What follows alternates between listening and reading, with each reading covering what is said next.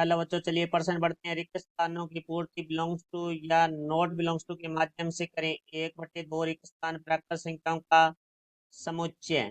मुख्य अवधारणा। तो हमारा जो प्रश्न है वो समुच्चय से संबंधित है, जिसके अंदर हमें दो चिन्हों के बारे में बात करनी है। एक चिन्ह है ये हमारा जो बिलोंग्स टू का अर्थात विद्यमान है, दूसरा चिन्ह हमारा नॉट बिलोंग्स टू अर्थात विद्यमान नहीं है। तो हमारे पास एक समुच्चय है ए, जिसके अंदर अवयव है ए कोमा बी।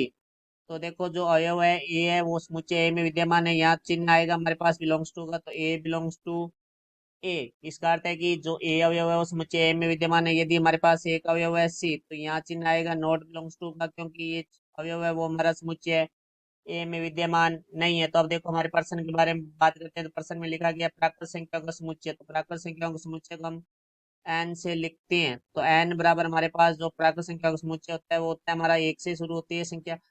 तो 1, 2, 3, 4, 5 इस तरह से ये हमारे इसके अवयव है वो अनंत की ओर अग्रसर होते हैं। तो जो प्राकृत संख्या का समुच्चय एन है जिसके अवयव हमारे 1, 2, 3, 4, 5 इस तरह से हमारे अनंत की ओर अवयव अग्रसर होंगे। तो देखो हमारे पास प्रश्न में लिखा गया है 1/2। फिर हमारे पास रिक्त स्थान है, यहाँ लिखा गया है प्राकृत संख्याओं का समुच्चय। तो देखो अब हमें इसके अंदर चिन्ह प्रयोग में करना है। तो यहाँ देखो 1/2 है वो हमारा प्राकृत संख्याओं के समुच्चय में विद्यमान है नहीं होता है। तो यहाँ से हमारे पास आ जाएगा जो चिन्ह आएगा वो आएगा नॉट बिलोंग्स टू, क्योंकि 1/2 है वो हमारा प्राकृत संख्याओं के समुच्चय का अवयव है नहीं है। तो ये हमारे प्रश्न का उत्तर हुआ। मैं आशा करता हूँ समझाया होगा। धन्यवाद।